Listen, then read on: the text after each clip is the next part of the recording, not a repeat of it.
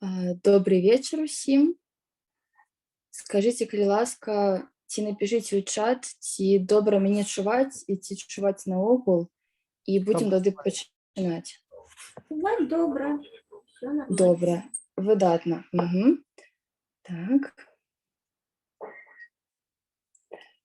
Тады я яшчэ раз усіх вітаю.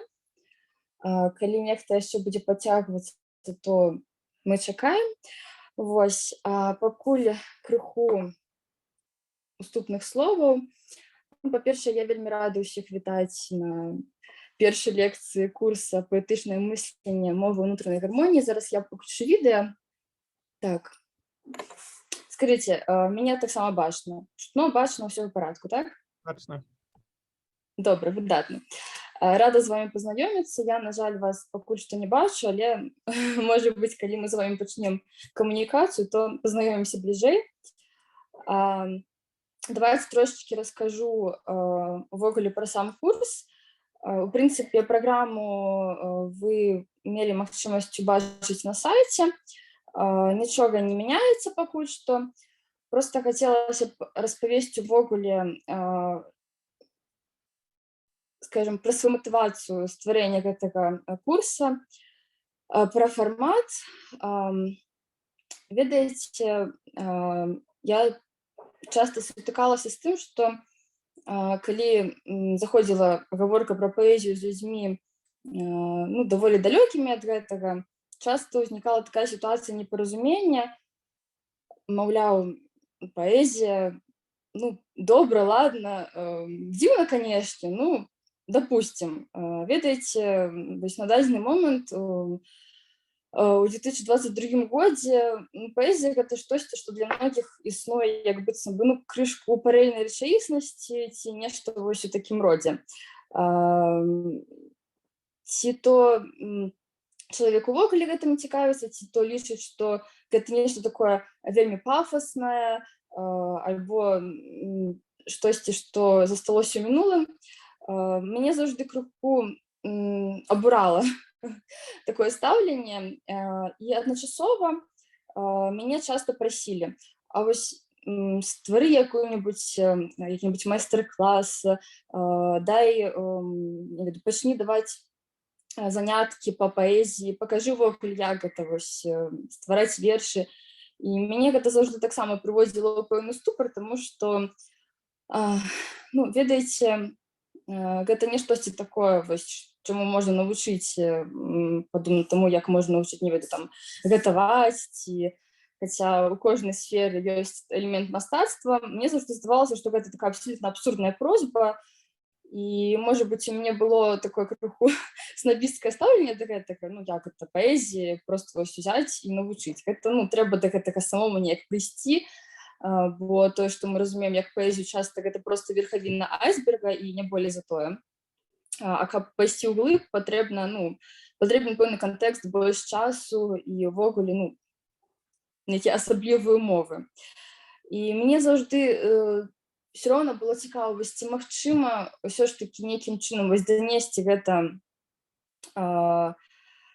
у такім фармаце, які б не рабіў з паэзіі прафанацыю, які не быў бы нейкім вульгарным, ведаеце, а-ля вершы на юбілей дзядулі. Мне хацелася зразумець, ці ўвогуле магчыма гаварыць з любым чалавекам пра паэзію так, каб для яго гэта было зразумела, каб не спрашчаць, ніяк не намагацца гэта адаптаваць да свайго суразмоўцы, а проста даць разуменне сутнасці. І раптам аднаго дня мяне напаткала азарэнне, і літаральна за хвіліну, напэўна, я зразумела, як усё ж такі можна, якім чынам можна размаўляць з людзьмі пра паэзію, неважна, гэта аўтары, людзі, якія займаюцца мастацтвам у нейкай іншай сферы, ці гэта хтосьці, хто ўвогуле абсалютна далёкі ад паэзіі, ніколі з гэтым не ўзаемадзейнічаў. Мне падалося, што галоўнае данесці такую ідэю, што паэзія гэта зусім не тэксты, гэта не пафасная некая лірыка, не проста там выражэнне нейкіх пачуццяў прыгожымі словамі, гэта менавіта вось такое асобае паэтычнае мысленне. Я яго так і назвала паэтычнае мысленне, і гэта якраз тая самая частка айсберга, якая знаходзіцца пад вадой і пра якую мы сёння з вамі будзем гаварыць, і якая, уласна кажучы, з'яўляецца галоўнай. Тэкст гэта на самой справе такая ўжо другарадная рэч, яны таксама важныя, але мы паглядзім, што на самой справе ёсць штосьці, што папярэднічае тэкстам. І гэтае штосьці мае абсалютна універсальную прыроду, гэта можа быць зразумелым, блізкім і актуальным для любога чалавека. І гэта якраз вось такая стыхія, асобы светапогляд, які дазваляе проста крыху па-іншаму глядзець, можа быць, на многія рэчы, на рэчаіснасць, і пры жаданні таксама ствараць вершы. Вось. Давайте я ўключу сваю прэзентацыю, а вы таксама мне скажаце, ці вы ўсё добра бачыце на экране. Так.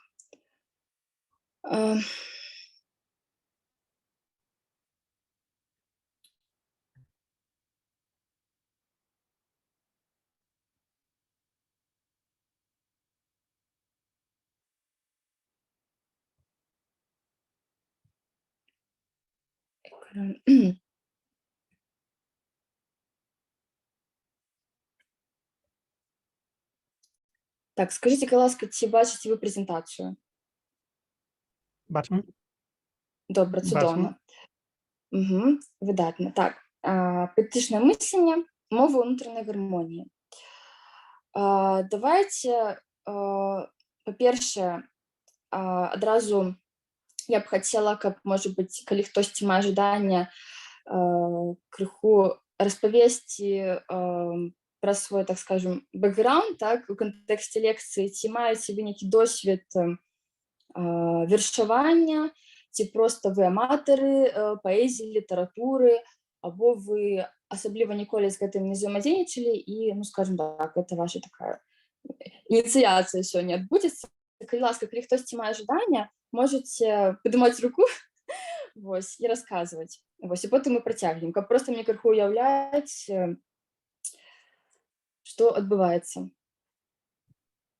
Ну, я маю трохи досвіду як у написанні віршаў, у паэтычным перакладзе, так і у чытанні. І мне вельмі падабаецца тое, з чаго вы пачалі, таму што я заўсёды лічыў, што паэзія — гэта больш спосаб чытання, чым нейкая асаблівасць тэкстаў. Угу. Добре, так. Угу. Ну, вось, мабыць, здаралася такое, што калі вы з кімсьці гаварылі пра паэзію, ну, натраплялі таксама на некае непаразуменне, ну, і не атрымлівалася неяк знайсці кропкі судакранання ў гэтай тэме, таму што, ну, проста, ну, мала хто гэтым сёння цікавіцца. Была такая праблема? Ну, я не тое, каб шмат размаўляў пра паэзію з тым, хто гэтым не цікавіцца, таму не было. Добре. Ви одразу просто шукали, так скажем, правильних суразмовців. Так. Угу. Яшчэ хто-небудзь, може бути, так само хоче пару слов сказати про себе, про свой поетичний досвід, ці... Коли ні, то будемо просто йти далі. Добре, давайте протягувати. Зараз трошечки разыграемся, вось. Я адразу папярэджваю, што у нас будзе даволі шмат інтэрактыву, асабліва далей. Сёння у нас больш такі як бы тэарэтычны фармат, потым пачнуцца практыкаванне на другой лекцыі, вось, таму напэўна не атрымаецца такая у нас аднабаковая камунікацыя, вось, таму заклікаю абсалютна не баяцца і смела далучацца да абмеркавання, тому што ў гэтым фішка гэтага курса, ты менавіта каб спрабаваць абмяркоўваць, а не проста слухаць. Тады будзе належны эфект. І зноў жа, вяртаючыся да інтэрактыву, я б хацела, каб вы зараз можа быць, далі давайте, напэўна, разробім іншым чынам. Давайте я спачатку трошечки дам сваё бачанне вось гэтага стэрэатыпнага ўяўлення аб паэзіі. Я з гэтага пачала, так? Увогуле, калі камусьці там хтосьці чуе слова паэзія, паэт, во што звычайна уяўляе чалавек. Я не ведаю, але мне здаецца, што вельмі добра такое стэрэатыпнае уяўленне паэзіі ілюструе наступная карцінка. Вось, яна такая, ну, ведаеце, я просто знайшла яе ў інтэрнэце, і гэта такі вось той самы пафасны вобраз, так, і, можа быць, многія людзі сёння дагэтуль уяўляюць сабе гэта так, што паэт сядзіць там у сваім пакоі з пером, нешта крэсліць у нататніку, прыдумвае нейкія прыгожыя вобразы, ўсё гэта фармулюе прыгожымі словамі. Гэта, канечне, трошечкі такое ўяўленне, ну, ўжо, мякка кажучы, неактуальнае, і, ў прынцыпе, ну, гэта хутчэй нешта такое, ведаеце, таксама свайго роду міф, які я хачу сёння зруйнаваць. Мне здаецца, што вось гэта карцінка, она вельмі вось гэты стэрэатып, ну, добра перадае. Мяне гэта заўсёды раздражняла, я ўсё ж такі хачу, каб людзі думалі пра паэзію ў іншым ключы, і я прапановую вам зараз паспрабаваць сфармуляваць. Я думаю, што паколькі раз вы прыйшлі на сённяшнюю лекцыю, вы, можа быць, ужо нейкім чынам намагались для сябе, ну, разабрацца, прынамсі, можа быць, у вас ёсць нейкае такое таксама сваё бачанне, уяўленне аб тым, што такое ўвогуле паэзія. Гэта мы зараз не гуляем у тлумачальны слоўнік, я проста вас прашу вось ад душы сваімі словамі паспрабаваць сфармуляваць першыя свае асацыяцыі, першыя нейкія думкі, абсалютна суб'ектыўныя. Вось што такое па сутнасці для вас паэзія? Паэзія, паэтычны тэкст. Калі ласка, калі хтось жадае, буду рада паслухаць. Вось, дарэчы, яшчэ вам смешная картинка, гэта мем, так? Когда ты просто разговариваешь, но вдруг два слова в твоем предложении рифмуются, так? И ты уже кшталту паэт. Ну, просто мне гэта спадабалася. Так, вам для настрою. Ну, мы, конечно, сёння... Наш курс не про гэта. Вось, адразу адмятаем то, што нам не патрэбна, і пераходзім да галоўнага. Калі ласка, ваша ідэя. Што для вас паэзія? Ваше азначэнне паэзіі? Ну, калі працягнуць трохі думку, якую я пачаў выказваць, што паэзія гэта больш пра тып чытання, дык можна трохі ў духе Альфрэда Тарскага сказаць, што паэтычны тэкст гэта тэкст, які прызначаны для паэтычнага прачытання. А што такое паэтычнае прачытанне? Ну, гэта прачытанне, у якім звяртаецца ўвага, ну, гэта, між іншым, кожны вызначае сам для сябе, але для мяне гэта прачытанне, у якім звяртаецца ўвага на мову, а не толькі на эстэтычныя асаблівасці мовы, а не толькі на семантычныя асаблівасці. Ну і мне здаецца, што любы тэкст можна чытаць як паэзію, у тым ліку тэксты, якія мы бачым кожны дзень ці чуем кожны дзень, кшталту «Зачынена на зіму» ці «Асцярожна, дзверы зачыняюцца». Так. Супер. Мне вельмі спадабалася ваша заўвага, дзякуй, тому што сапраўды я у асноўным у нейкіх сваіх рэфлексіях ўсё ж такі больш раблю акцэнт на момант стварэння, так, паэтычнага тэксту, на такім, як бы, актыўным удзеле, так, у гэтым працэсе.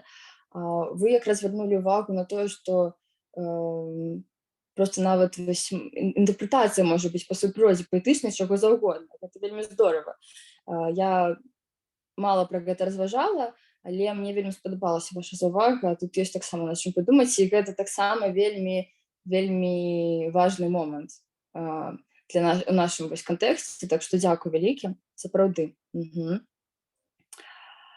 Так, добра, яшчэ, можа быць, у каго-нибудь ёсць ідэі, калі ласка, не саромейцеся. Мне, праўда, вельмі цікава паслухаць, і гэта будзе такі старт у лекцыю. Ну, Может быть, я кто-то- паспрабую да, штосьці сфармуляваць. То есть, ну, для мяне паэзія — гэта нейкі тэкст, у якім невялікі, у асноўным тэкст, у якім вялікая канцэнтрацыя інфармацыі не толькі у словах, але і ў том, як пабудованы сказы, які рытм там ідзе, або незвычайныя нейкія словы. Таму вот, калі вы спрашивалі пра досвед наогул у паэзіі, ну, калі гэта пытанне яшчэ актуальна, то, напрыклад, у мяне яго няма. Таму што, калі я чытаю, я спрабавала чытаць і нейкую класічную паэзію, і нейкую паэзію сённяшнюю, і я вот сутыкалася з тым, што гэта прыгожа, але я, мабыць, штосьці не разумею таго, што, мабыць, магло мяне зачапіць, можа быць. І таму вот няма гэтага таго, што, як вы казалі, паэтычнага мыслення, гэтага, можа быць, нейкай прывычкі ў гэтым. Таму вот штосьці вельмі складанае, вельмі канцэнтраванае, што калі некалькі радкоў можна капаць і капаць і капаць, мабыць, і дзесяцігоддзямі. У гэтым сэнсе проза, я лічу яе, мабыць, не такой цяжкай, як паэзія. Вось, штосьці такое. Нешта, што можа напужаць вельмі-вельмі. Так, дзякуй, я з вами цалкам згодная. Не наконт таго, што можна напужаць, хаця бывае такое. Вось мне, зноў жа, вельмі адгукнулася ваша слова аб тым, што паэтычны тэкст вельмі канцэнтраваны, і мы таксама будзем пра гэта сёння гаварыць. Гэта адна з такіх асноватворных уласцівасцяў паэзіі, і гэта, насамрэч, трошачкі такі нават, можна сказаць, магічная прыкмета, магічная здольнасць. Вось, я спадзяюся, што, магчыма, цягам па выніках нашых размоў у вас таксама атрымаецца таксама адкрыць нешта, вось, можа быць, новае, больш знаёмае, блізкае ў паэзіі. Хаця магу таксама сказаць, што калі паэзія чытаецца складана, калі нешта вось як быццам бы не адгукаецца, няма вось гэтага кантакту з аўтарам, можа быць, проста вы яшчэ не знайшлі свайго аўтара. У мяне такое вельмі часта здараецца, і я для сябе зразумела, што проста часам трэба знайсці свой тэкст, што праблема не ў аўтарах і не ўва мне, проста вось ёсць нейкія такія, як такая, не ведаю, момант спалучальнасці, так, наколькі я магу адчуць той ці іншы тэкст таго ці іншага аўтара, і з часам проста трэба трошачкі пашукаць, і раптам у нейкі момант хтосьці для вас адкрые цэлы сусвет. У мяне такое было аднойчы. Вось. І гэта проста змяніла кардынальна мой погляд на літаратуру. Вось, я таксама жадаю, каб у вас штосьці падобнае адбылося. Дзякую. Так, яшчэ які-небудзь... Дозвольте мне. Калі ласка. Я пан Шкіргайло, Полянецкий Мацкевич. Я з эгоцэнтрыцкага ракурсу жадаю акрэсліць, чым для мяне паэзія, як з пазіцыі аўтора. На мой спосіб, гэта тэрапеўтыцкая сублімацыя ташнаванняў. Ну, ташнаванні гэта натуралёва, калі захлынаюць пачуцці, эмоцыі размаітыя. Там ад лютай знянавісці да пяшчоты. І каб яны не траўмавалі, іх мажліва сублімаваць пераз вершы ці пераз не зусім вершы. Проза можа быць таксама паэтыцкаю. І такім чынам і вывесці з сябе, каб яны не атруцілі душу, каб не вярэдзілі. А можа быць, атрута гэта занадта такое рэзкае акрэсленне, але я мяркую, сублімацыя пакліканая менавіта выводзіць з душы атруту, як з арганізму выводзіць атруту там піццём вады у вялікай колькасці. Ну вось, гэта, мажліва, не зусім паэтыцкае акрэсленне, але, напэўна, яно так. І яшчэ я жадаю павяртацца да першага вашэцінага пытання. Дакладней, не пытання, а калі вас паня распавядаўшы, што вось сутыкаўшыся з тым, што людзі з неразуменнем ставяцеся, то на мой споцям выкладаць паэтыку належа ўсім. І тлумачыць людзям гэта як складанне пазлаў. Не такія рытмаванне, бо рытмаванне найболей выдае на складанне пазлаў. І гэта такое самае практыкаванне для развою когнітыўных нейкіх здатнасцяў, як матэматыка, як і ўсё іншае, чаго ёсць у падобе да гэтага, дзе ёсць штукаванне, кампанаванне. Ну, тое ж маляванне, рысаванне, але вось для людзей, якія нашчадкі няздатнымі да матэматыкі, да фізікі, ці нават нездатнымі уцяміць запіс нотамі, то вось акурат мастацтва паэтыкі гэта такая альтэрнатыва. То бок гэта ўрэчышчу таго, чаму гэта мусіць быць агульнай усіхнай дысцыплінай у адукацыі. Ну вось.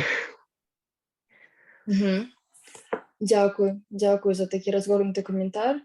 Так, я згодна, што сапраўды для таго, каб чытаць паэзію, разумець і ствараць, патрэбна пэўная падрыхтоўка, прычым такая даволі шматгранная, не толькі падрыхтоўка, ведаеце, такога літаратуразнаўчага характару, так, ці нейкі навыкі ў пісьме, а просто дастаткова шырокі светапогляд і гнуткасць мыслення, я б гэта так характарызавала, гнуткасць мыслення і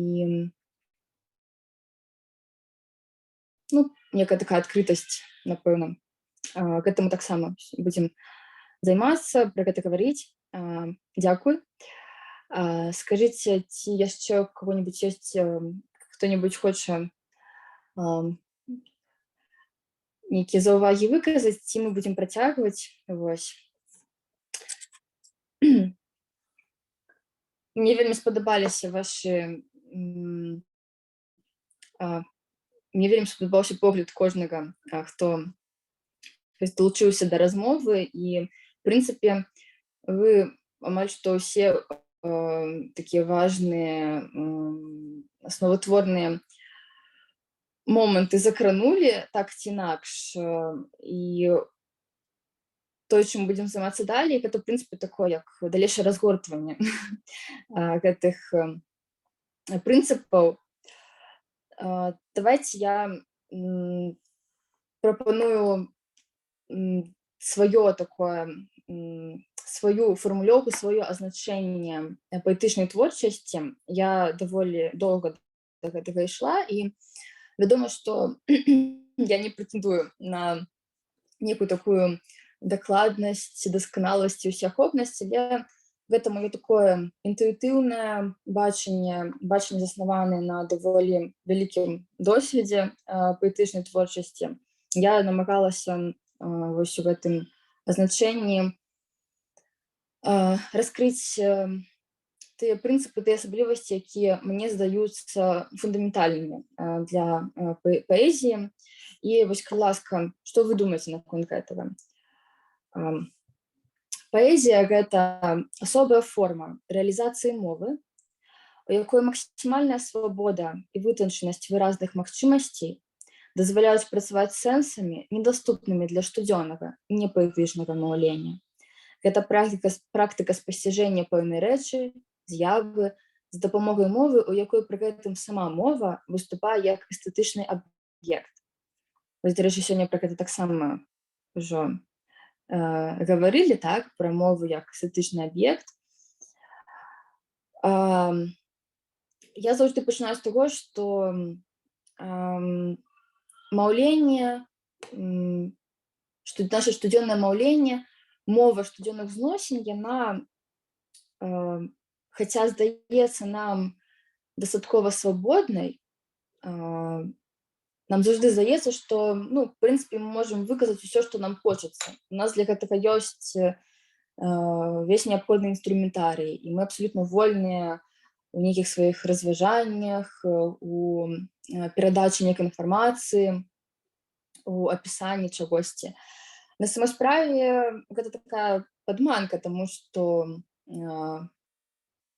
тая форма мовы, якой мы карыстаемся вось на штодзённай аснове, яна ўся, па-першае, яна абмежавана даволі жорсткімі правіламі і па вялікім рахунку уяўляе сабой такое вялікае клішэ.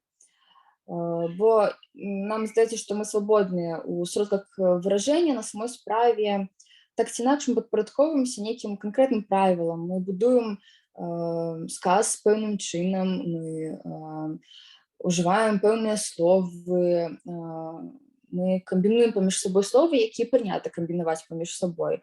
Хоць нам часам здаецца, што гэты працэс такі абсалютна, зноў жа, свабодны, залежыць толькі ад нас, на самой справе гэта ўсё ўжо даволі строга рэгламентавана. І розныя сінтаксічныя канструкцыі, і устойлівыя выразы. Такім чынам атрымліваецца, што вось, так, мы дастаткова свабодныя ў сваім выражэнні, але ў межах нейкай такой замкнёнай сістэмы, з якой мы не можам выйсці. І атрымліваецца, што калі нам хочацца гаварыць пра штосьці, што выходзіць далёка за межы гэтай сістэмы, у нас проста мы не маем сродкаў, не маем інструментаў для гэтага, проста таму, што мы прывыклі вось мысліць так і гаварыць так, бо мова і мысленне вельмі моцна знітаваныя, і атрымліваецца, што мова гэта своеасабліва, гэта і тое, што нас з аднаго боку вызваляе, з другога боку гэта нас вельмі моцна абмяжоўвае і тармозіць у многіх аспектах пазнавальнай дзейнасці. Мне паэзія бачыцца чымсьці такім, што абсалютна парывае. З аднаго боку, паэзія вырастае з мовы, безумоўна. З другога боку, яна, ведаеце, гэта той самы выпадак, калі правілы патрэбны для таго, каб іх парушаць. І гэта не пра нейкі там пратэст, а проста пра тое, што у паэзіі магчымасці мовы выкарыстоўваюцца напоўніцу. Гэта, ведаеце, як, не ведаеце, гэта праўда, што там мозг працуе толькі там далёка не на 100%, вось прыблізна тое ж самае з нашым маўленнем штодзённым. Тое, чым мы карыстаемся, гэта толькі вось такая маленечкая частка такой патэнцыялу, які на самой справе заключаны у мове, і паэзія гэта тое, што дае нам магчымасць гэта ўсвядоміць і нейкім чынам памяняць.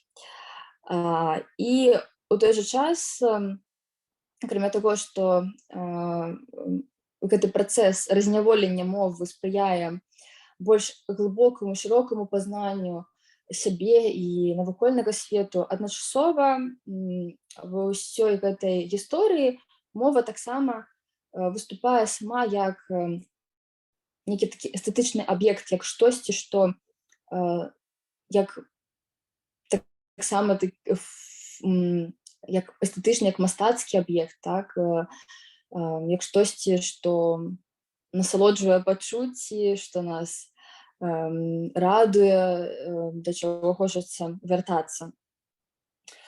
Вось прыблізна такое азначэнне. Я намагалася сюды проста умясціць усё, што я назбірала цягам вось некалькіх гадоў, ідучы такога інтуітыўнага даследавання гэтай тэмы і нават навуковага. Сёння у нас все ж таки фармат будзе больш такі не акадэмічны, так, я буду хутчэй дзяліцца нейкімі сваімі асабістымі інсайтамі як паэтка, так, мастачка, вось, але зазнаўчу, што гэта таксама не ўзялося ніадкуль.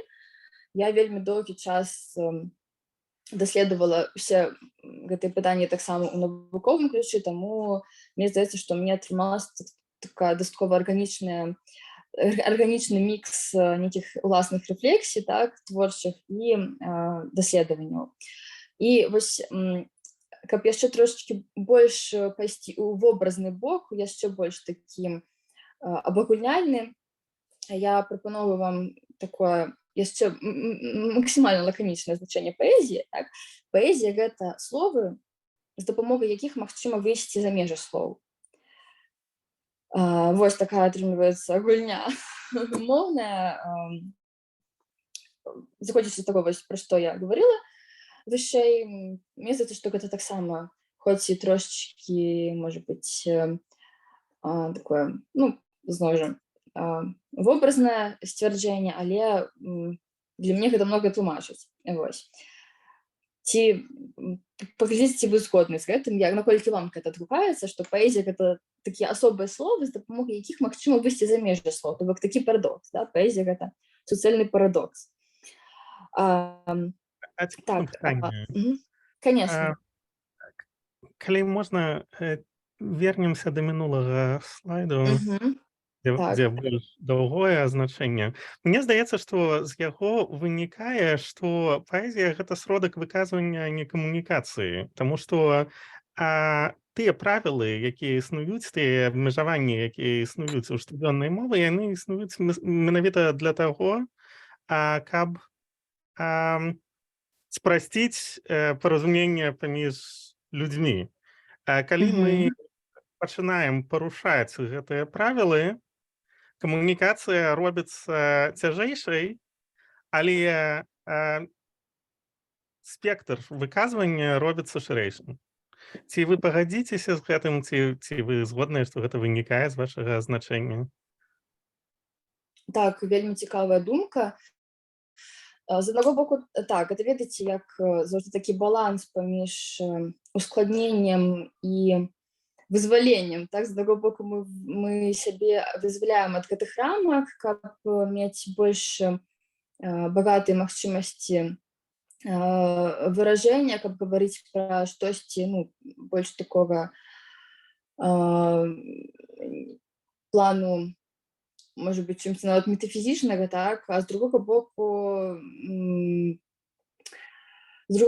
вось, ідучы, выходзячы за межы, мы апынаемся так на нейкай такой тэрыторыі абсалютна новай, незнаёмай, дзе сама камунікацыя атрымлівае такі мудрагелісты характар, так, зноў жа, там, незразумелы, недаступны для многіх.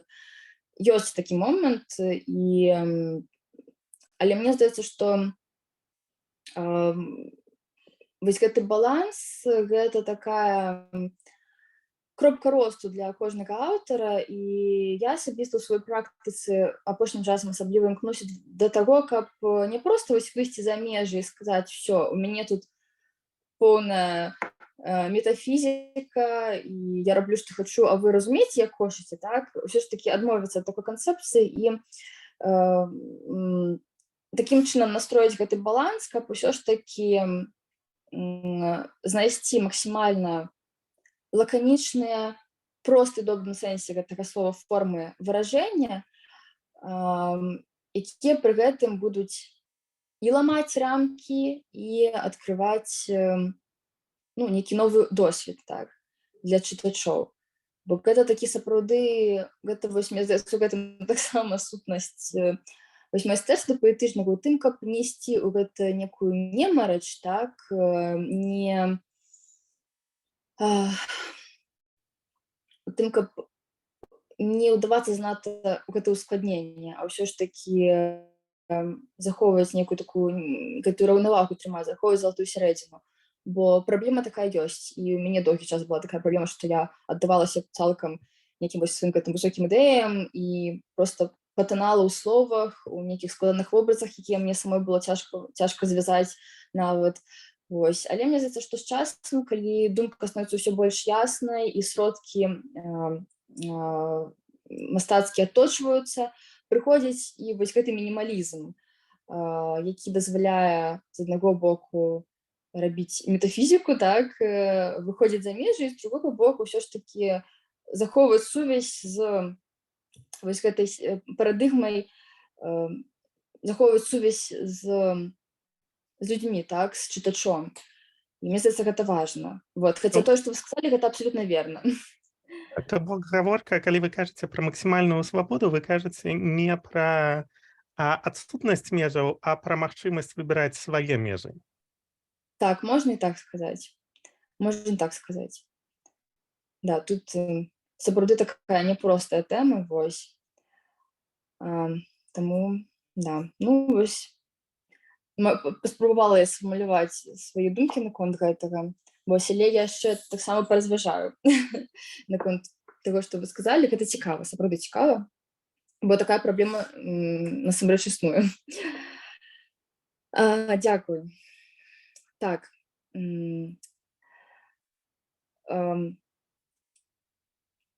гэтыя такія дэфініцыі, гэта, скажем так, толькі набліжэнне да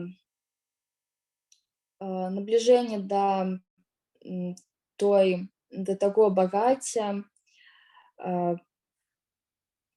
паэтычнага мастацтва, якім мне хацелася б з вамі падзяліцца. І зараз вось у гэтых дэфініцыях, скажем так, вобраз паэзіі дадзены такімі буйнымі мазкамі. Далей мне хацелася б, скажем так, пайсці больш у дэталі і раскласці на нейкія такія основатворныя складнікі, вось тое, пра што мы кажам, так, каб трошачкі структураваць вось гэту плынь свядомасці, прыйсці да нейкіх, не ведаю, нейкія вось такія цагліны абазначыць ва ўсім гэтым падмурку. І я для сябе прыдумала такую, не тэорыю, вядома ж, хутчэй гэта таксама вобраз, які мне дапамагае арыентавацца, які мне дапамагае структураваць, зноў жа, увесь свой вопыт паэтычны і нейкім чынам падзяліцца ім з іншымі. Гэта такая сістэма 5 элементаў, так, абсалютна добра ўсім знаёмая. Я вырашыла яе выкарыстаць вось у такой трактоўцы, прымяніць да тлумачэння і для тлумачэння паэтычнай творчасці. І так у мяне нарадзілася вось такая канцэпцыя. Першы элемент у паэзіі — гэта ўсім вядомы зямля, вада, агонь, паветра, і пяты самы загадкавы элемент — эфір. І зараз я паспрабую распавесці, як я ўпісала весь такі складаны, аб'ёмны досвід паэтычнай творчасці вось у такі, як бы, вось у гэтую сістэму элементаў. І пачынаем мы, яшчэ раз паўторюся, што гэта проста такой, як бы, мой вобразны падыход. Магчыма, ён вам адгукнецца, магчыма, вы прыдумаеце нейкую сваю сістэму. Я проста вас хачу трошкі, можа быць, наштурхнуць на нейкія думкі, натхніць. І першы элемент — гэта зямля, самы такі базавы. І зямля — гэта, уласна кажучы, мова, пра што мы ўжо гаварылі, так. Мова — гэта матэрыял, можна нават сказаць, сыравіна паэтычнага тэксту, бо як ні круці, Вось паэтычны тэкст ён все роўна робіцца з мовы, з тых самых слоў, з тых самых фраз, з тых самых гукаў. І мова гэта як сапраўды такі як гліна для ганчара, так? Гэта такі асноўны матэрыял, з якім мы нейкім чынам апрацоўваем, які выкарыстоўваем, які мы усяляк з ім робім усяляка рознае. Вось, але гэта ўсё роўна база, тое, з чаго мы пачынаем, з чаго мы заходзім. Ад гэтага ўсё роўна нельга адмовіцца, і мы паэзію так ці інакш мы рэфлексуем аб паэзіі праз прызму мовы у любым выпадку. І мы сёння будзем таксама практыкаваць паэзію менавіта праз прызму мовы. Таму мова, зямля, матэрыял — гэта штосьці такое, ведаеце, сапраўды больш такой прыземленай фізічнай прыроды, таму што мова ўсё ж такі мае фізічнае ўвасабленне ў выглядзе маўлення. Хоць мова гэта абстрактная сістэма, так, але калі мы гаворым, пішам, ўсё роўна гэта знаходзіць некае матэрыяльнае ўвасабленне. Далей вада. Вада сімвалізуе глыбіню выражэння, якая ўласціва паэзіі, багацце, паўнату выразных магчымасцей, свайго роду ўсё пранікальнасць, здольнасць, ведаеце, прасачыцца у кожную шчылінку, расколінку, куды мы не можам дастаць вось дапамогай гэтага інструментарыю штодзённага маўлення, туды абавязкова зможа пранікнуць мова паэзіі, калі пастарацца. Вось, і гэта яе, так скажем, прыпадабняе да вады, тому што вада, яна здольна ўсюды пранікаць, яна здольна прымаць любую форму, і яна вельмі пластычная, як і паэтычны тэкст. Далей трэці элемент — гэта агонь. Агонь сімвалізуе выразнасць, яркасць формы. Гэта тое, з чым мы звычайна асацыюем паэзію. Гэта нейкі такі асобы стыль, рытм, рыфма пры жаданні, проста некае спецыфічнае, такое спецыфічнае афармленне тэкставае, спецыфічнае, зноў жа, спецыфічны такі код мастацкі. І ўсё гэта таксама у тым ліку скіравана на дасягненне некага эфекту, на тое, каб забіць уражанне на чытача. Усё гэта пра эстэтыку, зноў жа. Агонь як сімвал эстэтыкі, яркасці. Далей паветра. Гэта паветра асацыюецца ў мяне са свабодай трансфармацый. Глядзіце, вось паветра так здольна сціскацца і пашырацца. І таксама ўжо нехта гаварыў на пачатку, так, што паэтычны тэкст вельмі канцэнтраваны, і сапраўды сэнс у паэтычным тэксце гэтак жа як паветра можа сціскацца, пашырацца, ён можа схлопвацца ў такі своеасаблівы архіўны файл. Вось ёсць такі паэт класны, сучасны мой знаёмы, добры, Ігор Куліков, ён параўноўвае паэтычны тэкст з zip-файлам, так, у якім інфармацыя утрымоўваецца ў такім сціснутым выглядзе. Вось, і мне здаецца, што сапраўды гэта вельмі нагадвае прыроду паветра. Яно таксама можа і сціскацца, і пашырацца, і з аднаго боку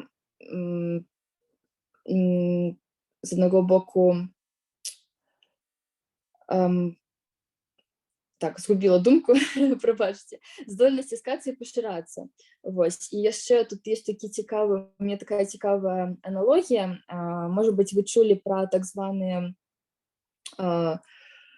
кратовыя норы, так, это такі фізічны феномен. Паколькі паветра у нас асацыюецца з прасторай, так, і фізічныя кратовыя норы — гэта таксама такі феномен, які адбываецца з прасторай і часам, своеасаблівая дэфармацыя, пры якой, калі, напрыклад, у вас, шкада, што я зараз не магу, давайте, может быть, я отключу презентацию и покажу на прыкладзе аркуша паперы, каб не быць галаслоўнай. Потым мы вернемся, потому што гэта насамрэч такі цікавы момант. Так. Скажіть, будь ласка, ви бачите, так, мене уже знову? Бачу. Добре, ось, глядите, что такое, хотела потлумачить наконт кротовой норы, так, и як это связано с поэзией. Значит, вот уявите, что аркуш паперы, так, это, ну, простора фізічная, і вось ёсць, ну, фізікам вядомы такі феномен, як кротовая нора. Напрыклад, калі у вас ёсць кропка А, так, і кропка Б, і некая адлегласць паміж імі. Мы можем першы варыянт, можем просто з кропкі А прыйсці ў кропку Б, пераадолеўшы вось гэтую адлегласць. Так вось, кротовыя норы гэта такія асобыя скажэнні прасторы, пры якіх яна як бы вось такім чынам складваецца, груба кажучы, да? І дзякуючы гэтаму мы можам замест того, каб пераадольваць гэтую велізарную адлегласць, мы можам просто вось у сутнасці за адзін крок з кропкі А прыйсці ў кропку Б. За кошт такой вось дэфармацыі прасторы часу. Так вось, мне паэзія бачыцца такой кротовай норой. Чаму? Таму што калі мы намагаемся штосьці патлумачыць, нешта складанае, штосьці, што вось якраз ходзіць за межы з дапамогай штодзённай мовы, просто вось нам прыходзіцца, не ведаю, нам трэба раман напісаць, вось такую прасціну тэксту, але паэзія дазваляе усю гэтую структуру вось такім чынам скласці, так, і выкарыстоўваючы мінімум тэксту, мінімум нейкіх сродкаў, дасягнуць нашмат большай дакладнасці выражэння. Разумееце, пра што я? То бок гэта такая своеасаблівая кротовая нора, так, своеасаблівы феномен толькі вось у свеце мовы. І гэта якраз пра сцісканне, пра канцэнтраванасць паэтычнага тэксту. Вядомая фраза, вядомая думка, што калі б я мог сказаць гэта прозай, так, я б не стаў выказваць гэта паэзіяй. Сэнс паэзіі якраз у тым, што гэта адзін і самы эканомны, самы сціслы і самы эфектыўны спосаб штосьці перадаць. Перайсці з кропкі А ў кропку Б. Вось, такая аналогія. Спадзяюся, я зразумела патлумачыла. Давайте вернемся до прэзентацыі. Мне падабаецца проста, скажем так, разважаць у такіх вобразах, таму што, ну, гэта дае больш такое яркае разуменне, адчуванне чагосьці. Ну і калі вы чыталі кнігу «Метафоры, якімі мы жывём», то вось якраз там асноўная ідэя ў тым, што калі мы штосьці метафарычна асэнсоўваем, гэта дапамагае нам лепш зразумець нейкі аб'ект, нейкі працэс. Вось. І сёння я таксама намагаюся з вами метафорычна асэнсаваць паэзію.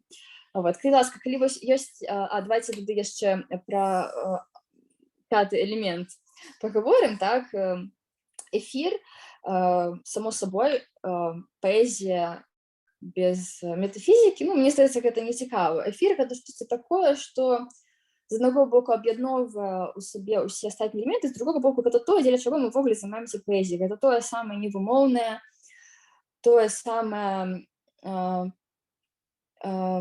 што вывозіць нас за межы, што пашырае межы нашага пазнання, што нас нейкім чынам, што дапамагае лепш зразумець і сябе, і рэчаіснасць, адкрыць нейкі новы вопыт. І вось якраз эфіры гэта пра вось гэтую тайну паэзіі, гэта тое, дзеля чаго мы робім і чытаем паэзію, я так думаю. Скажыце, калі ласка, ці ёсць у вас наконт гэтага нейкія пытанні, ці заўвагі, ці ідэі? Калі я з'яўляюся, то можете смела мяне спыняць і давайте разам разважаць. Вот. Ну, калі не, то будзем працягваць.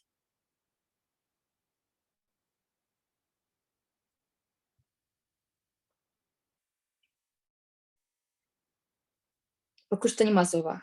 Добра. Тады давайте ісці далей. Скажите, ласка, давайте праверым сувязь, тому што у мяне заўжды такая назойлівая ідэя, што раптам я прападаю.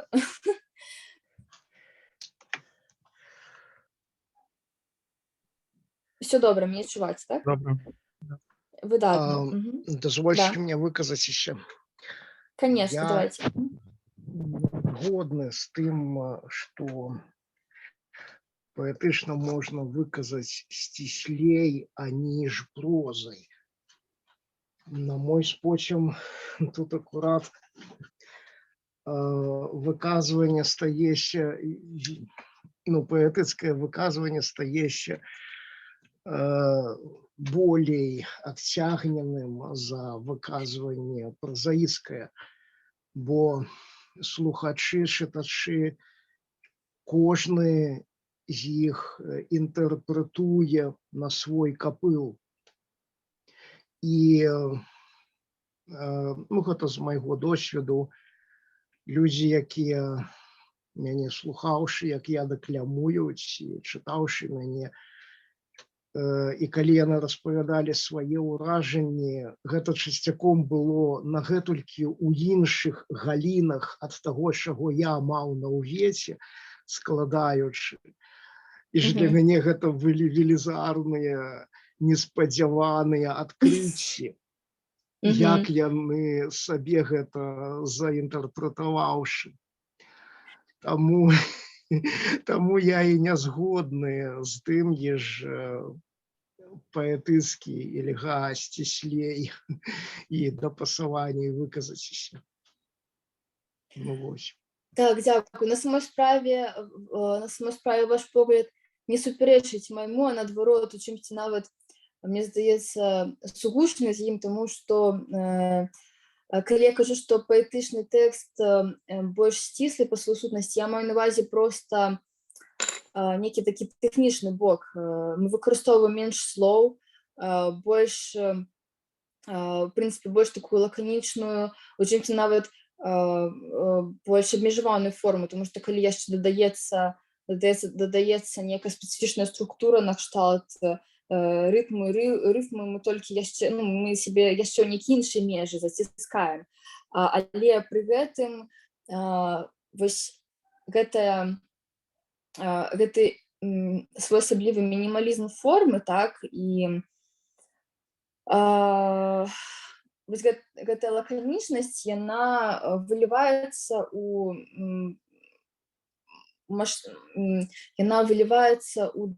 вельмі шырокую палітру розных інтэрпрэтацый, прачытанняў, то бок гэта ўжо больш пра тое, што далей адбываецца з гэтым тэкстам, як ён чытаецца, як ён успрымаецца, але наадварот, гэта пацвярджае той факт, што ён нясе ў сабе шмат, чым нават мы ў яго ўкладаем першапачаткова, і ў гэтым сэнс такога zip-файла, архіву, тым, што на першы погляд сказана мала, і дастаткова сказана мала, часам складана, спецыфічна, але пры гэтым разгарнуць гэта можна ў цэлы сусвет. І у кожнага гэты сусвет будзе свой. І гэта не значыць, што там хтосьці мае рацыю, а хтосьці не. Так, наадварот, можна такім чынам распакаваць гэты архіў, што якім вам і не ўяўлялася. Так што мне здаецца, што тут няма нават супярэчнасці. Мне здаецца, што тое, пра што кажа пан Скіргайла, гэта слушна, але гэта узнікае таму, што любы тэкст — гэта нагода для інтэрпрэтацыі. А паэтычны тэкст канцэнтраваны ў тым сэнсе, што ён дазваляе найбольшую шырыню гэтых інтэрпрэтацый. То бок, невялічкі тэкст, ён... Таму мне, мабыць, не вельмі падабаецца гэта параўнанне з zip-архівам нават, таму што у zip-архіве ёсць тое, што ў ім ёсць. А паэтычны тэкст — гэта проста пачатак для працы з ім чытача. Добра. Так, я, в принципе, згодна, что згодна, што ёсць такі момант. Вось, ну, а які б вы вобраз прапанавалі? Якую б вы метафору прапанавалі замест zip-файла? Такую больш ёмістую. Гэта добрае пытанне, гэта трэба думаць. В прынцыпе, я згодна, што часам паэтычны тэкст гэта такая чорная скрыня, у якой яшчэ невядома, што змяшчаецца. Ты можаш пакласці яе адно, так, а іншы чалавек дастане штосьці іншае, і нават ты сам праз нейкі час адчыняеш і разумееш, што ўвогуле як бы тое, што ўнутры абсалютна для цябе нечакана, для сябе самога, так. Вось, ну, як бы тут ёсць нюансы, скажем так, нюансы такім метафорычным прадстаўлення, але мой пасыл заключаўся канкрэтна ў тым, што існуе такая дастаткова выразная асіметрыя паміж формай і зместам у паэтычным тэксце нашмат больш, чым у той жа прозе, бо ну, як я ўжо сказала, так, паэтычны тэкст можа быць вельмі лаканічным і там складаецца нават з некалькіх слоў, так, і пры гэтым маштаб інтэрпрэтацыі, глыбіня зместу будзе проста уражвальнай. І вось у гэтай асіметрыі паміж вонкавай формай і тым, што ўнутры, такая своеасаблівая аптычная ілюзія, можна сказаць, да, ён мяне вось наштурхнуў, гэта асіметрыя наштурхнула мяне на параўнанне, зноў жа, там, ці з zip-файлам, ці з картофель-рой, то бок тут можна з розных бакоў падыходзіць, але ідэя ў тым, што сапраўды вось нейкім чынам паэтычны тэкст мае здольнасць да такіх вось трансфармацый, да таго, каб змяшчаць у сабе нашмат болей, чым як бы здаецца звонку. Вот гэта такая, ну, ягоная фундаментальная ўласцівасць таксама. А ўжо як канкрэтна, якую мы метафору, які мы вобраз будзем прыцягваць, каб гэта нейкім чынам патлумачыць, гэта ўжо так іншая справа. І, в прынцыпе, я буду рада, калі вы таксама прыдумаеце, можа быць, нейкія свае, калі у вас нейкія інсайты наконт гэтага ўзнікнуць, вось, я іх буду збіраць і такім чынам узбагачаць сваю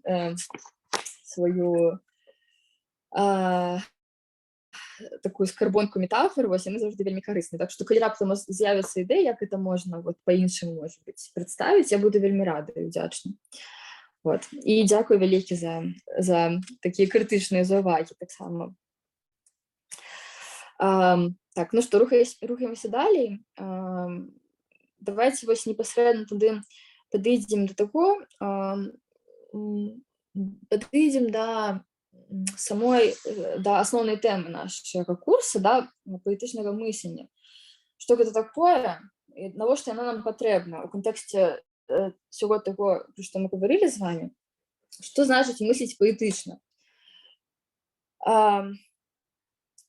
У мяне ёсць дзве, скажем так, трактоўкі, два тлумачэнні гэтага працэсу, гэтай з'явы. Я прапаную свае, можа быць, у вас таксама ёсць ідэі наконт таго, што вы разумееце паэтычным мысленнем. Можа быць, для вас гэта нешта крышку іншае.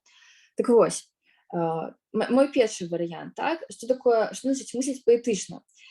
Гэта значыць паглыблена даследаваць нейкія складаныя праявы вопыту праз іх фармуляванне. Калі вось сам гэты працэс, калі мы у нейкім такім максімальным напружанні мыслі і пачуццяў звяртаемся ўнутр сябе, каб знайсці тыя самыя словы, тыя самыя вобразы, параўнанні, метафоры для таго, пра што мы хочам сказаць. Неважна, гэта штосьці звонку, ці гэта нешта ўнутры, альбо гэта штосьці, што толькі знаходзіцца на ўзроўні прачування, яшчэ не нарадзілася і толькі мае быць сказаным, неважна. Калі мы звяртаемся ўнутр сябе, каб знайсці сродкі, каб знайсці форму выражэння гэтай ідэі, гэтага прачування, гэтага пачуцця гэты працэс я і называю паэтычным мысленнем, таму што мы не проста шукаем словы, мы не проста канструюем нейкі тэкст. У гэты момант мы па сутнасці здзяйсняем вялікі рывок у нейкай сваёй такой пазнавальнай дзейнасці, таму што, звяртаючыся ўнутр сябе, мы бліжэй знаёмімся з самімі сабой. Мы шукаем вытокі нейкіх сваіх пачуццяў, уражанняў, нейкага свайго досведу. Ці мы назіраем альбо сузіраем нешта неверагодна прыгожае, нешта, што нас узрушвае да глыбіні душы звонку, і шукаючы словы для гэтага мы нашмат глыбей аналізуем аб'ект свайго сузірання. Мы не проста кажам, што мне гэта падабаецца, мне там прыемна, мне гэта ўзрушвае. Мы намагаемся раскласці гэта на нейкія своеасаблівыя такія атамы.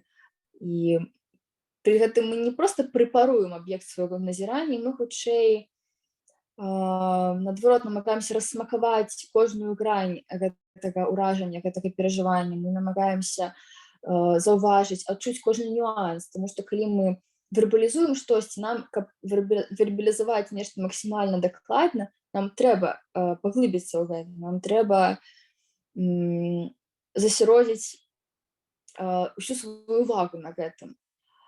І такім чынам вось гэтае паэтычнае мысленне, пры якім мы шукаем словы, формы, шукаем правільныя інтанацыі, правільны маецца на ўвазе асобы, так, падыходзячы рытм, мы,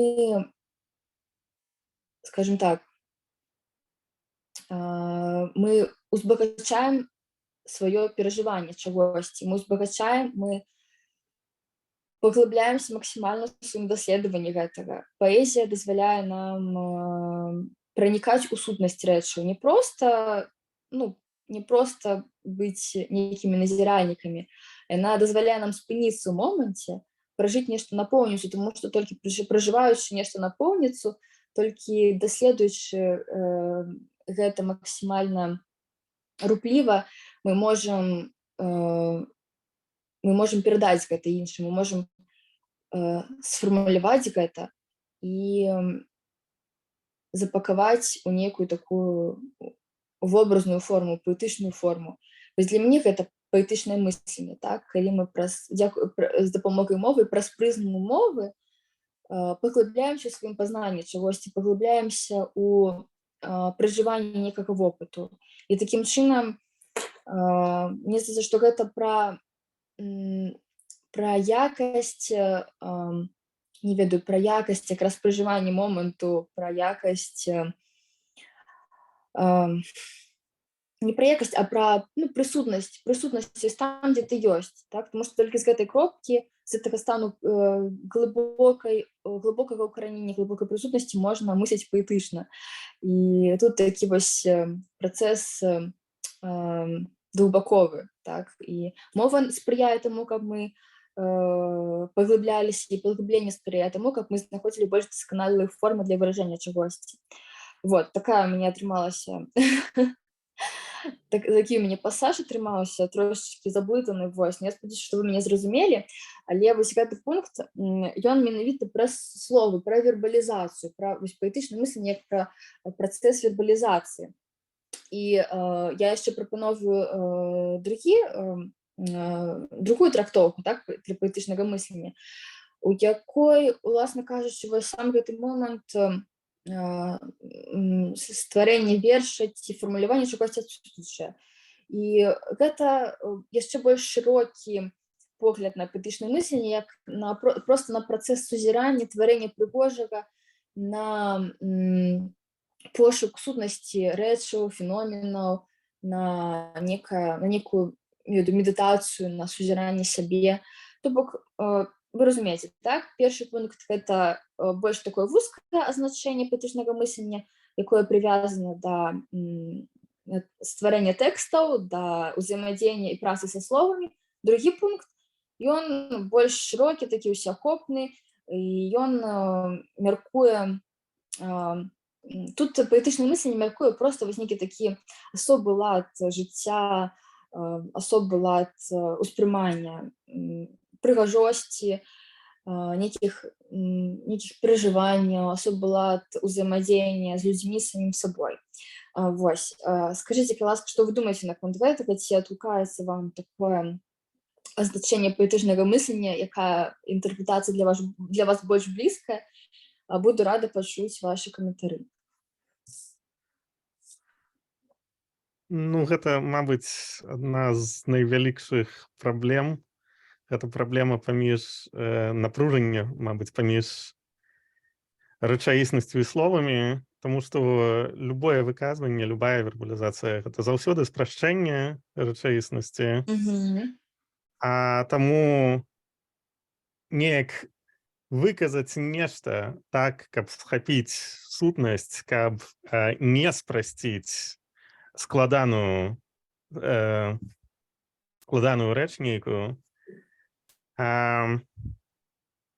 Гэта вельмі цяжка. Мне нагадвае гэта гісторыю пра Жака Дэрыда, які, калі вы чыталі тэксты, яны вельмі жахлівыя, іх вельмі цяжка чытаць. І яго крытыкавалі за гэты стыль, а ён адказваў на гэта, што я адмаўляюся казаць проста і ясна пра рэчы, якія не з'яўляюцца ні простымі, ні яснымі. Так, вы закранулі для мяне самой вельмі такі узрушвальны, балесны момант, бо сапраўды гэта так, гэта непроста. І я вось нават сябе пазначыла ў сваім канспекце, так, што паэтычнае мысленне гэта заўжды такая своеасаблівая гульня, выклік самому сабе. А ці змагу я выказаць штосьці, што набліжаецца да бясконцасці з дапамогай абмежаванага набору элементаў. Як бы гэта крыху пра іншае, але я абсалютна, я добра разумею, што вы маеце на ўвазе, таму што сам працэс выказвання ўжо вядзе да спрашчэння. Я ўсё ж такі, як чалавек, які займаецца паэтычнай творчасцю і які вельмі шмат рэфлексаваў над гэтым, магу сказаць, што я для сябе, я веру, да, напэўна, гэта будзе правільнае слова, я веру ў тое, што можна, выкарыстоўваючы гэты абмежаваны набор элементаў, ісці не да спрашчэння, калі мы маем справу з нечым невымоўным і складаным, так, як у выпадку з тэкстамі, якія вы згадалі, у нас ёсць магчымасць, ёсць пэўныя сродкі, інструменты, ўсё ж такі, якія нам дазваляюць не спрашчаць, выкарыстоўваючы быццам бы тыя ж самыя словы. Але проста нейкім асобным чынам іх камбінуючы, выкарыстоўваючы нейкія асобыя фішкі, ўсё ж такі дабівацца, ўсё ж такі прамаўляць гэта невымоўнае. То бок гэта штосьці такое зноў жа на ўзроўні майго суб'ектыўнага прачування, але мне здаецца, што не ведаю. Для мяне самой гэта выклік, так, і такая прям філасофскі камень паэзіі. Быццам бы, калі мы штосьці, калі мы выказваем штосьці, гэта як з тым котом Шрёдынгера, так, усё схлопваецца, і ўжо вось гэтая загадка невымоўнага, яна ператвараецца ў нешта такое, прыземленае і пляскатае. Я думаю, што ўсё ж такі найвышэйшы пілатаж паэта заключаецца ў тым, каб захаваць невымоўнае, захаваць гэту загадку сваёй цэласнасці і пры гэтым узнавіць яе ў сістэме каардынат, у сістэме каардынат мовы.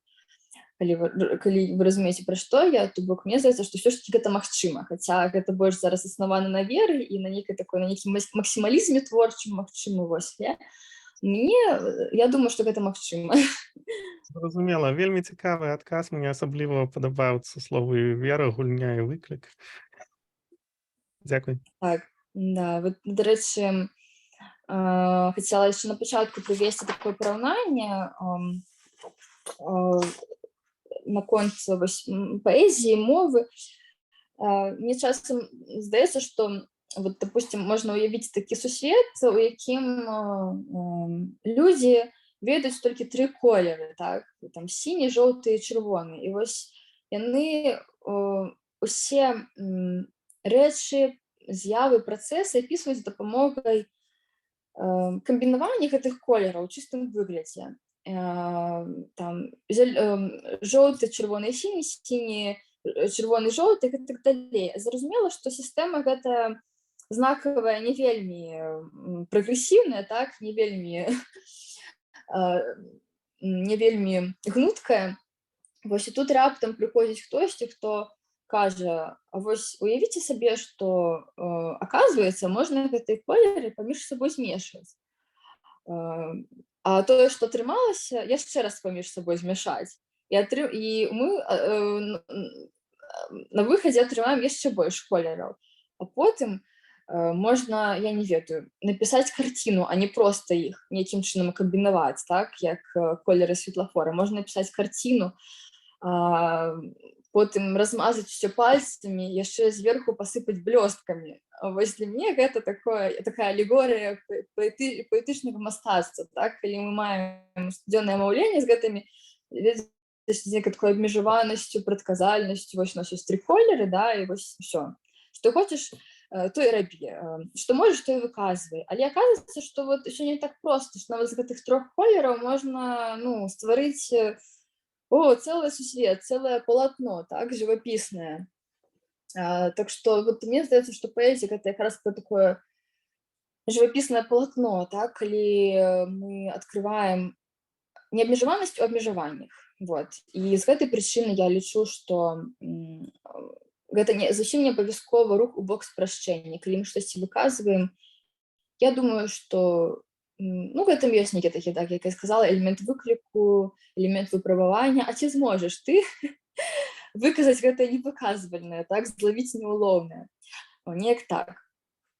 Гэта Вот. мне здаецца, што есть такая вядомая гісторыя пра тое, што нібыта ў эскімосаў там 200 словаў для снегу, для розных тыпаў снегу. Калі прадоўжыць вашу думку, пэўна, нашай мовай таксама можна апісаць усе гэтыя віды снегу, але нам гэта будзе зрабіць складаней, чым ім.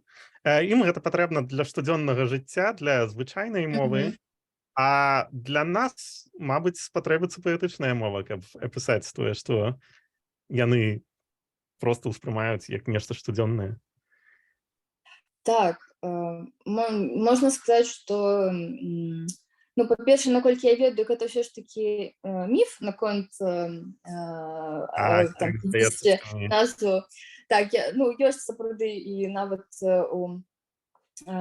нам в універсітэце расказвалі пра гэта, але наколькі я ведаю, гэта ўсё ж такі не зусім слушная інфармацыя, тым не менш, і гэта не важна, таму што ўсё роўна вось гэты момант лінгвістычнай карціны свету, моўнай карціны свету, ён у любым выпадку актуальны, і тое, што для нас ёсць паэтычна, магчыма, у моўнай карціне свету некага іншага народу, гэта ўжо даўно гэта ўжо даўно штодзённасць. Гэта не метафоры і не нейкія там паэтычныя апісанні, гэта тое, што ўжо перайшло на ўзровень некай узуальнай практыкі, так, то бок таго, што прынята, таго, што ў актыўным ужытку. І гэта таксама дастаткова забаўна, і то бок няма неперадольнай мяжы на самой справе паміж штодзённым маўленнем, паміж паэзіяй.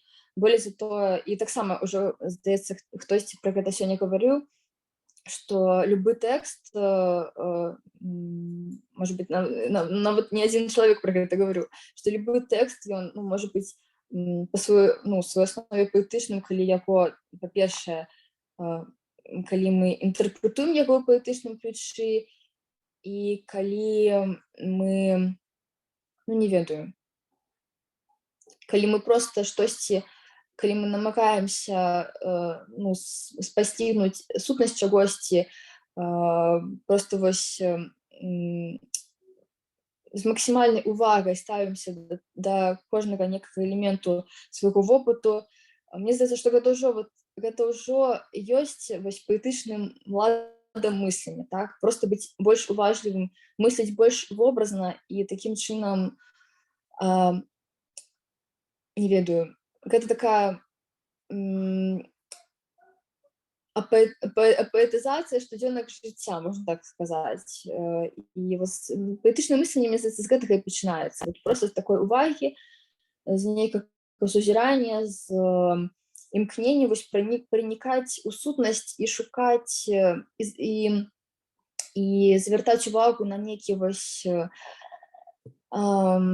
на штосьці, на што іншыя не звяртаюць увагі, так? Нават у выпадку з тым жа снегам. Хіба магчыма было прыдумаць 50 назваў 50 назваў для ценяў белага, калі б мы іх не бачылі, так? Калі б мы не былі дастаткова такімі, не ведаю, дастаткова уважлівымі і паэтычнымі самі па сабе, так? Каб вось гэта заўважыць і гэтым пранікнуцца, натхніцца, так, каб яшчэ і назвы для гэтага прыдумваць. Мне здаецца, што гэта ўжо паэзія, так, сама па сабе. Вот. І ў гэтым плане яна... Мабыць, мяжа паміж паэтычным мысленнем і звычайным ляжыць у асэнсаванні. Калі нешта асэнсаванае, яно пераходзіць са сферы паэтычнага ў сферу звычайнага. Я ўжо не памятаю хто, але, здаецца, хтосьці казаў, што першы, хто параўнаў жанчыну з кветкай, быў вялікім паэтам, а другі, хто гэта зрабіў, ужо быў звычайным дурнем. Ну так. Прычым гэта асэнсаванне не абавязкова на нейкім такім рацыянальным узроўні. Гэта можа быць проста штосьці вось такое, штосьці, можа быць нават у чымсьці там абсурднае, нелагічнае, суб'ектыўнае, нейкая выпадковая асацыяцыя, вобраз, важна, каб ён вось ішоў з глыбіні душы, так? Таму што калі мы вось звяртаемся да сябе, так, звяртаем погляд унутр сябе, то мы менавіта там шукаем правільныя словы і вобразы. Вот. І каштоўнасць якраз заключаецца ў гэтым працэсе нейкай камунікацыі з сабой, зносін з сабой. Вось. І там, мне здаецца, заўжды самыя чыстыя, самыя арыгінальныя вобразы. Вот. А потым ужо ці ёсць такія цнотлівыя, некранутыя арыгінальныя вобразы могуць стаць, не ведаю, могуць увайсці ў агульны ўжытак, і тады мы кажам, што вось гэта ўжо, ведаеце, нейкая банальнасць. Вот. Так з'яўляюцца розныя устойлівыя выразы. Вот. З кветкай таксама, в прынцыпе, актуальны прыклад. Добра, так, давайте так, што мне там далі дзе па плане. У нас уже, правда, толькі 10 хвілін засталося. Так. Я яшчэ з вами хацела просто адзін верш пачытаць. Тады, можа быць, мы гэта зробім ужо ў наступны раз, каб вас не затрымліваць. І тады я прапановую пакуль завяршыць на гэтым слайдзе. Гэта, уласна кажучы, той маленькі блок тэорыі, які я яшчэ сёння хацела агучыць. Так, мы гаварылі, што паэтычнае мысленне можна ўспрымаць проста як нейкую асобую сонастроенасць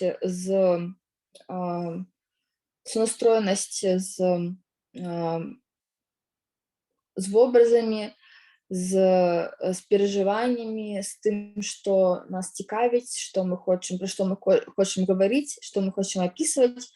І ў гэтым плане паэтычнае мысленне гэта яшчэ не тэкст. Гэта тое, што з'яўляецца ягонай перадумовай, абавязковай, але перадумовай. І гэта тут паэтычнае мысленне прадстае як такая стыхія. Яно можа у выніку ператварыцца ў нейкі тэкст завершаны, а можа не ператварыцца, но можа стацца проста на ўзроўні нашага ўспрымання рэчаіснасці просто на ўзроўні некага вось такога, просто на ўзроўні мыслення, на ўзроўні самаўспрымання, на ўзроўні светаўспрымання, і яно не абавязкова павінна вылівацца там у паэзію у ўласным сэнсе гэтага слова. Вось. І ў той жа час мы можам пайсці далей, так, і можам надаць гэтаму некую завершаную форму, можам вытачыць, апрацаваць, вот я прывяла, я гэта параўнала з каштоўнымі камянямі, так, вось у сваёй, так скажем, першаўтворнай форме, як на фота злева, так, гэта хутчэй паэтычнае мысленне як стыхія, яно такое прыроднае, неўтаймаванае, у чымсьці хаатычнае, але па-свойму прыгожае, і яно таксама мае права на існаванне само па сабе, безумоўна, вось. А справа мы ўжо бачым паэтычнае мысленне аформленае нейкім чынам, аформленае мастаком, так, ювелірам, пераведзенае ўжо на ўзровень некай такой, некага твора мастацкага.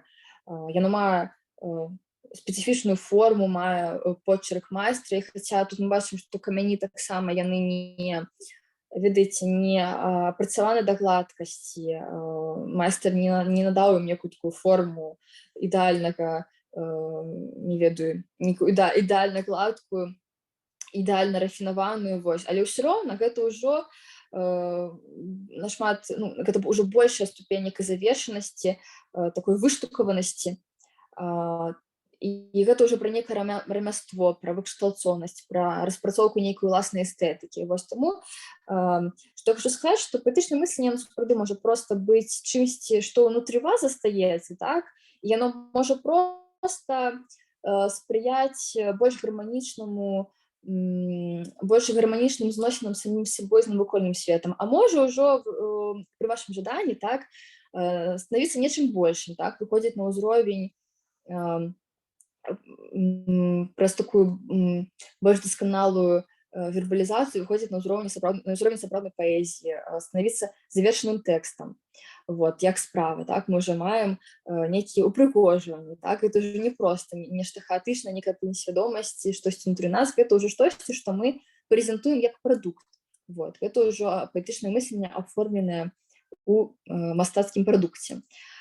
Вось такая ідэя. У прынцыпе, з асноўнага, чым я сёння хацела падзяліцца, гэта ўсё. Далей нас чакае крыху практыкі. Я хацела з вамі пазнаёміцца з вельмі прыгожым вершам кітайскага паэта. Вось, ну сёння мы ўжо, напэўна, не паспеем, каб, ведаеце, не проста хусенька прагледзець, так, а менавіта падыскутаваць, паглыбіцца. Вось, таму, напэўна, мы гэта зробім ужо ў наступны раз, тым больш, што ў наступны раз у нас якраз будзе практыка. Вось, таму я яшчэ раз заклікаю вас, можа быць, да некай дыскусіі. У нас асталося 5 хвілін. Калі ёсць нейкія каментары, цікавыя думкі, мне вельмі цікава з вамі гэта абмяркоўваць, калі ласка, буду рада. Вось, ну і калі не, то я агучу наш далейшы план. Вось, так што давайце, што вы думаеце наконт усяго гэтага? Вось, чым вы згодны, з чым не згодны, і будзем паціху завяршаць.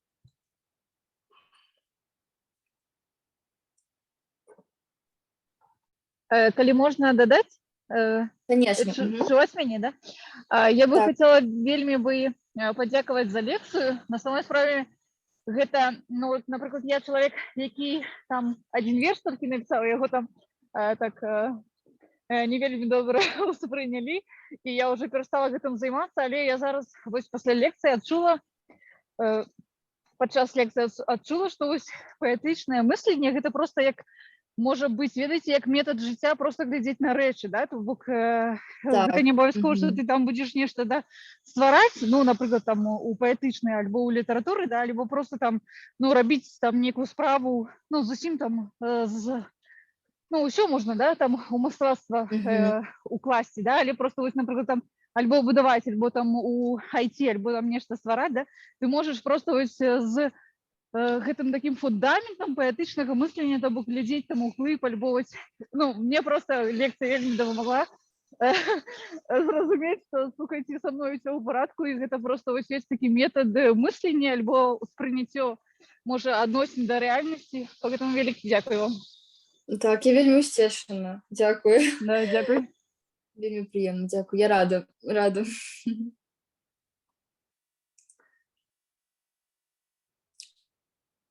Так, можа быць, яшчэ хтосьці хоча нешта сказаць?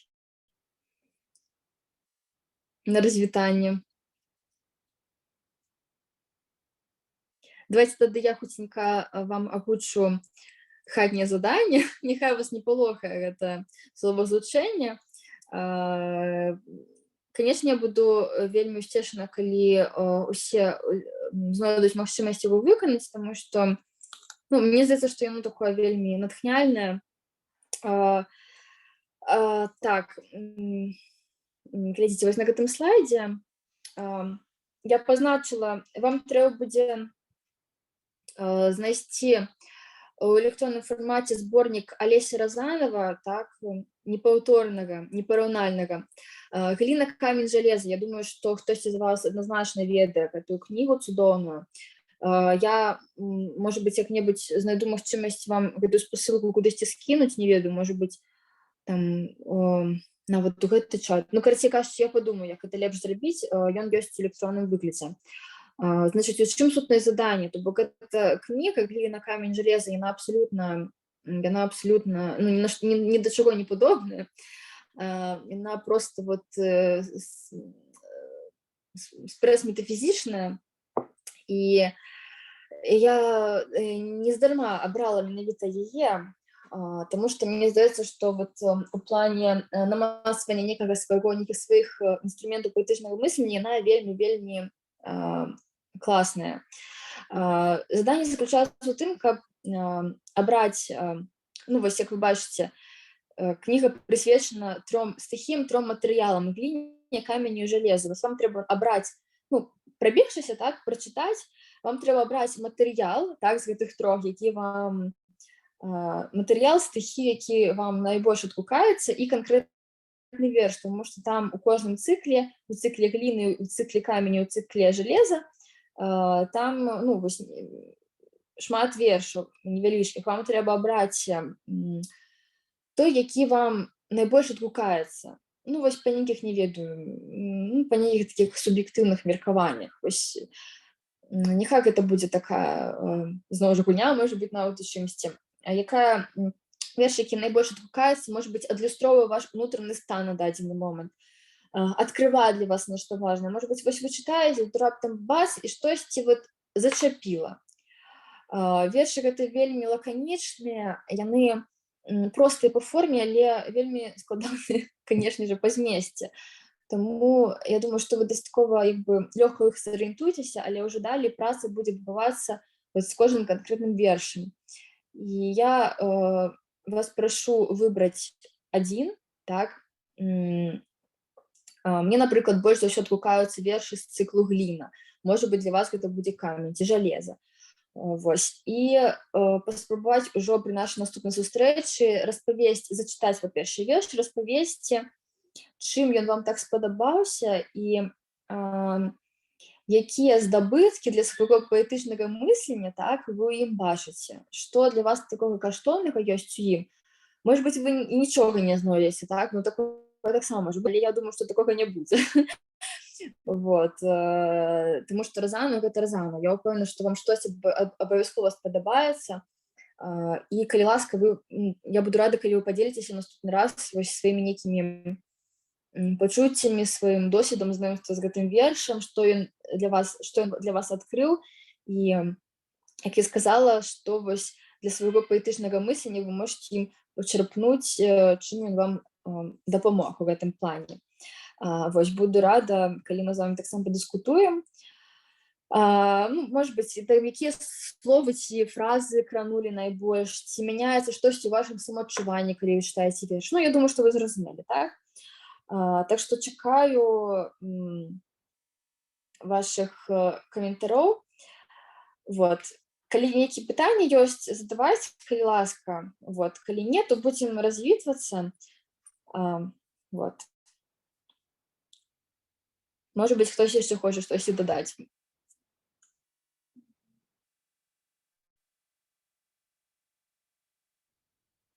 Нічога, так? Ну ладно, добра. У любым выпадку я дзякую вам за актыўнасць. Я вельмі рада, што у нас такая склалася дыскусія. Бачыце, нам не ўсё паспелі, але гэта цудоўна, таму што я вельмі заўжды спадзяюся на тое, што будзе водгук, што будзе дыялог.